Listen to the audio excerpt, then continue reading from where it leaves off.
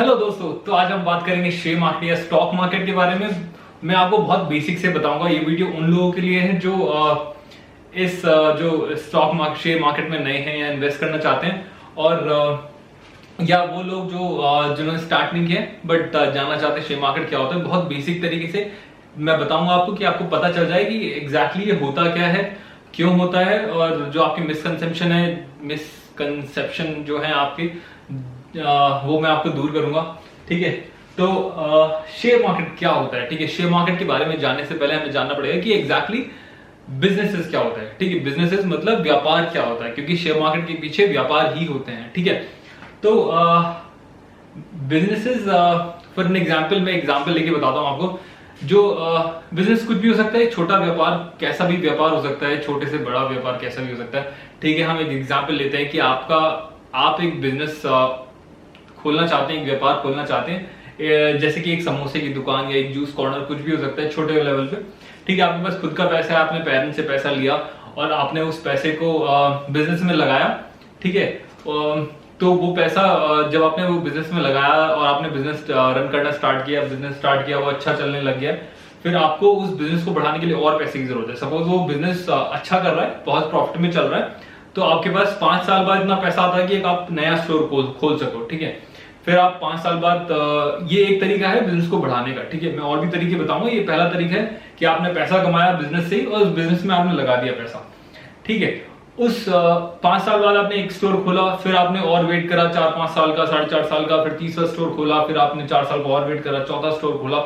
ये एक time taking process है, बट ज्यादातर बिजनेस चाहते हैं बहुत जल्दी ग्रो करना। जो लोग बहुत ज्यादा इंटेलेक्चुअल होते हैं, बहुत ज्यादा इंटेलिजेंट होते हैं, वो चाहते हैं कि अपने बिजनेस को बहुत तेजी से वो ग्रो कर पाए, कि वो एक मार्केट पे एक इम्पैक्ट क्रिएट कर पाए। ठीक है, एक बड़ा बिजनेस क्रिएट कर पाए जल्दी से जल्दी। आपने देखा होगा बहुत सारी कंपनियां होती हैं जो 2-3-4 सालों में ही बहुत बड़ी बड़ी बन जाती हैं। ठीक है, अगर वो इस प्रोसेस को अपनाएंगी कि वो अपना पैसा खुद लगाएंगी और फिर वो ग्रो करेंगी।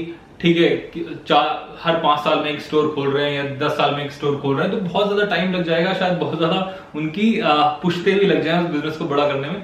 ठीक है, ये ट्रेडिशनल वे होता है। ठीक है, ये ट्रेडिशनल वे होता है एक बिजनेस को बड़ा करने के लिए। बट अगर आपको फॉर एन एग्जांपल आपको ये सेल्फ फंडेड एक बिजनेस होता है। ठीक है, हाँ, ये सेल्फ फंडेड तरीका होता है कि आप खुद का पैसा लगा रहे हो, जो आप कमाते हो वही पैसा आप लगा रहे हो।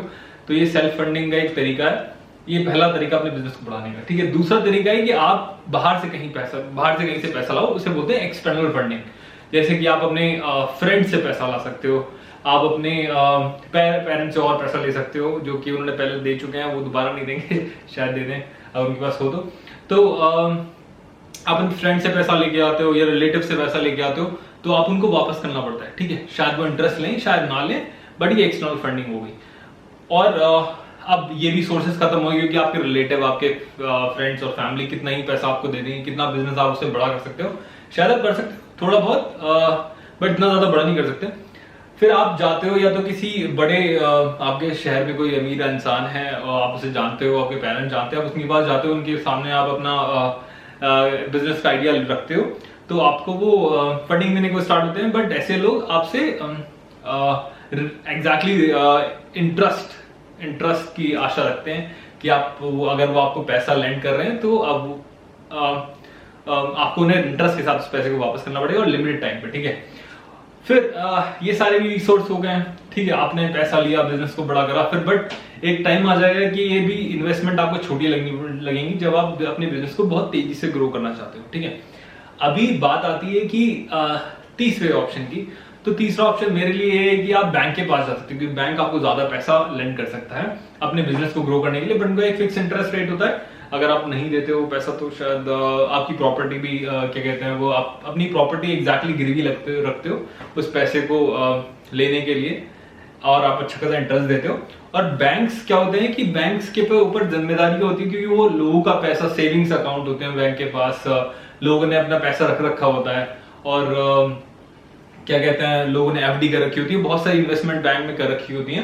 तो वो लोगों का पैसा होता है जो बैंक आगे देता है। ठीक है, आगे लोन देता है लोगों को, और या बिजनेस में कहीं इन्वेस्ट करता है, तभी आपको उस बैंक अपने सेविंग अकाउंट पे, एफडी पे, या किसी भी इन्वेस्टमेंट में जो आप बैंक को करते हो, वहां आपको इंटरेस्ट मिलता है, ठीक है, और बैंक भी कमाता है अपनी आगे इन्वेस्टमेंट करके उस पैसे से।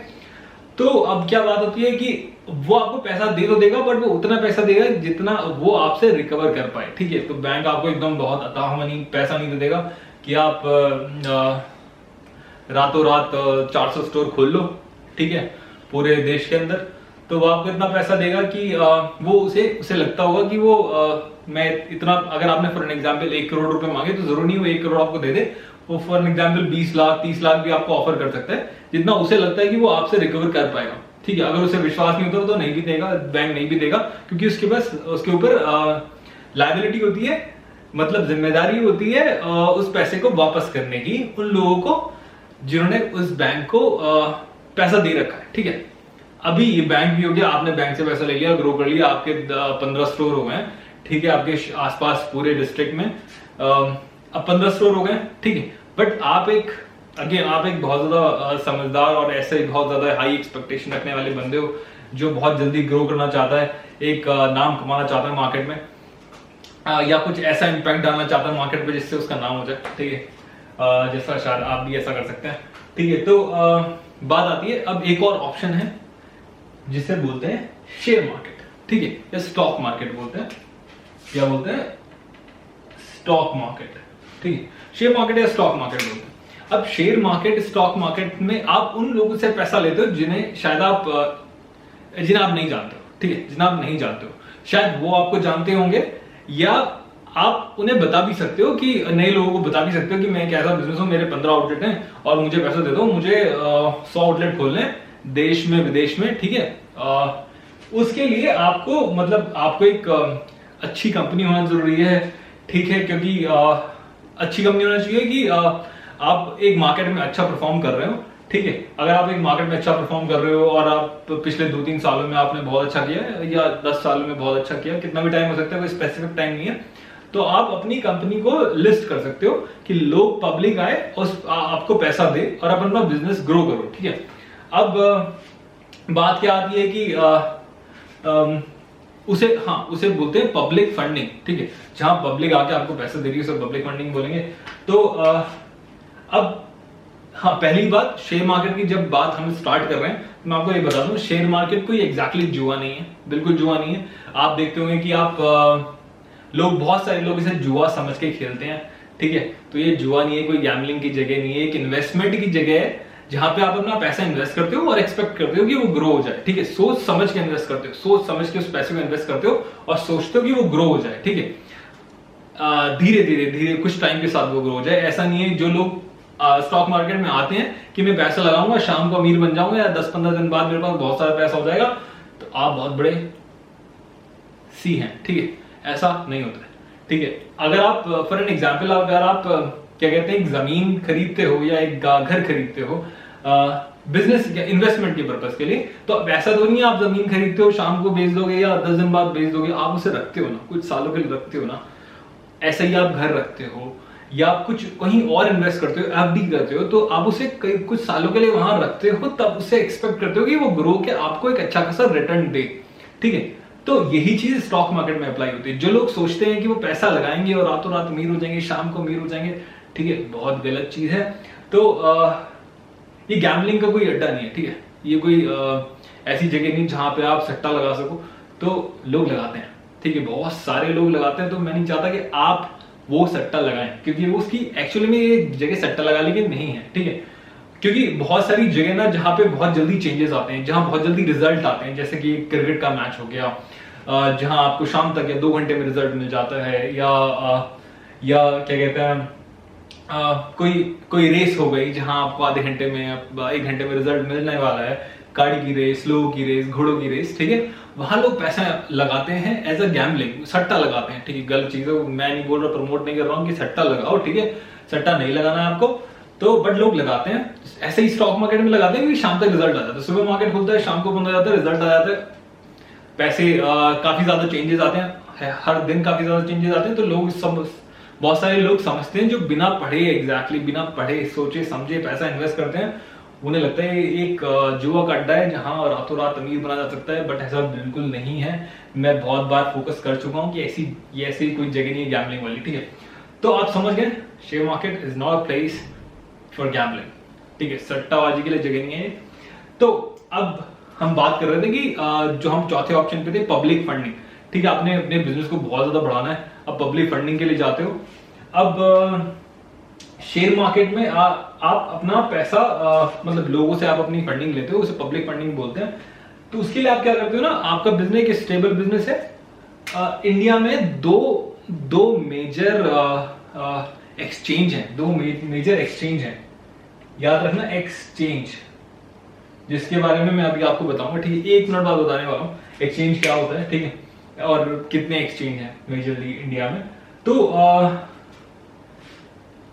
आप एक किसी एक्सचेंज के पास जाते हो, उनसे बोलते हो कि मुझे अपना आईपीओ लॉन्च करना है। अब आईपीओ क्या होता है, ठीक है, आईपीओ होता है इनिशियल पब्लिक ऑफरिंग, ठीक है, इनिशियल लेवल पे जो आप लोगों से पैसा लेते हो, पहली बार आप स्टॉक मार्केट में जा रहे हो, पहली बार आप उनसे पैसा लेने के लिए पब्लिक फंडिंग के लिए आप वहां आए हो, तो उसे बोलते हैं आईपीओ, इनिशियल पब्लिक ऑफरिंग, जो स्टार्टिंग में इनिशियल फेज में आप क्या कहते हैं, लोगों से पैसा लेते हो, ठीक है। अब बात आती है कि सबसे पहले जब आप आईपीओ लॉन्च करते हो किसी एक्सचेंज के थ्रू, तो आप उनसे जाके क्या कहते हैं, आप अपने मतलब फॉर एन एग्जांपल, अगर आपने बहुत बार सुना होगा आईपीओ का नाम, तो आपने फॉर एग्जांपल 10,000 शेयर मार्केट में लॉन्च किया, ठीक है। अब 10,000 शेयर लॉन्च किया आपने मार्केट में, तो हो सकता है बहुत सारे, अगर आप एज अ इन्वेस्टर हो, किसी कंपनी ने 10,000 शेयर मार्केट में लेके आया है, वो 10,000 शेयर एज अ आईपीओ, ठीक है, लॉन्च कर रहा है और बोल रहा है मेरे पास 10,000 शेयर है, मेरे पास ये बिजनेस है, मैं इसे बढ़ाना चाहता हूँ, मेरे पास 10,000 शेयर है, आप उसे खरीद सकते हो, ठीक है। आजकल लोग बहुत एक्साइटेड हो जाते हैं, आपने जोमैटो 2-3 कंपनी के और आईपीओ सुने होंगे, ठीक है। तो जरूरी नहीं है सबको वो शेयर मिल जाए, ठीक है।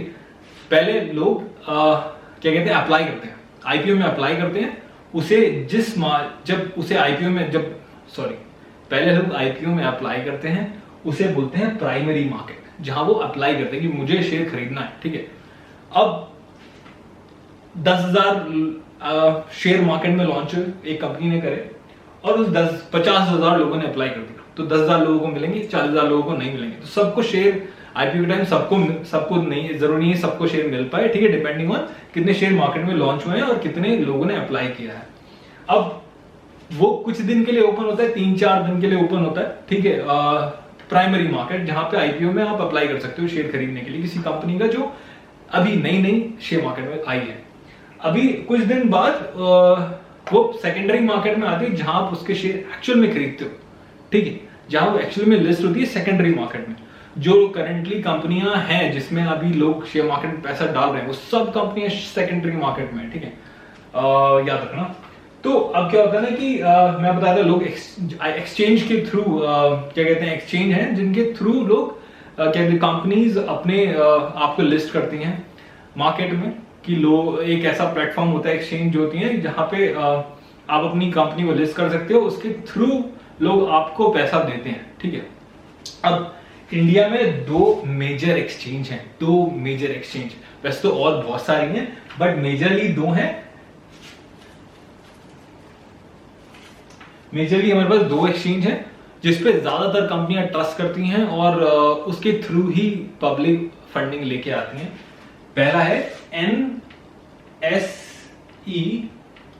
दूसरा है BSE, ठीक है। NSE क्या होता है, नेशनल स्टॉक एक्सचेंज, दूसरा है BSE, बॉम्बे स्टॉक एक्सचेंज, ठीक है। ये 2 मेजर एक्सचेंज हैं जो इंडिया में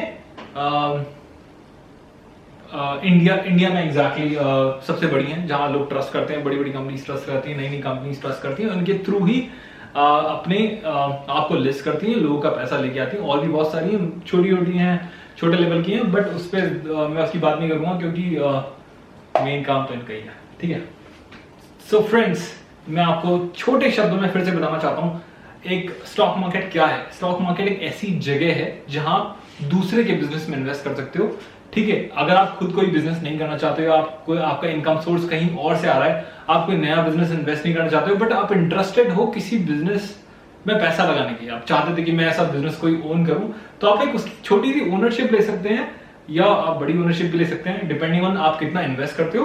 तो एक ऐसी जगह है शेयर मार्केट की आप दूसरे के बिजनेस में अपना पैसा लगाते हो और एक्सपेक्ट करते हो कि वो ग्रो हो जाए। तो एक्सपेक्ट कैसे करते हो? सोच समझ के पैसा लगाते हो कि अगर आप उस बिजनेस को खोलते, या अगर आपका जो ओनर है या जो भी कंपनी का मालिक है, अगर आप उसकी रिसर्च करते हो, देखते हो कि वो कैसा बंदा है, ठीक है, उसकी बैकग्राउंड से चेक कर सकते हो कि वो कैसा बंदा है, उसकी कंपनी कैसी है, क्या आप उस तरह की कंपनी खोलना चाहते हो, या आप उस कंपनी में इंटरेस्ट रखते हो और आप उस बंदे पे विश्वास करते हो जिस कंपनी को चला रहा है।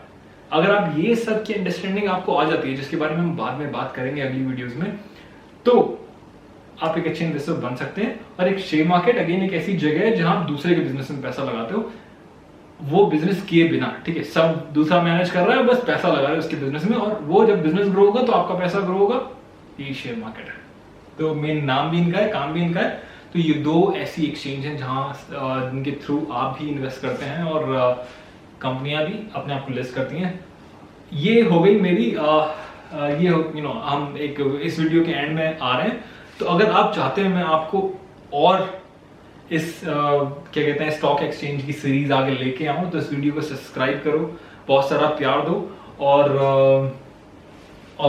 शेयर करो, इस वीडियो को प्रमोट करो। अगर ये वीडियो बहुत ज्यादा तो नहीं, अगर ये ठीक ठाक भी आपको पसंद आई हो, ठीक है, और लोगों का प्यार मिलेगा, तो मैं इस पूरे स्टॉक मार्केट की एक सीरीज लेके आऊंगा, लगातार वीडियो डालूंगा जिसमें मैं आपको बहुत ही बेसिक तरीके से सिखाऊंगा कि आप एक अच्छे इन्वेस्टर कैसे बन सकते हैं स्टॉक मार्केट में।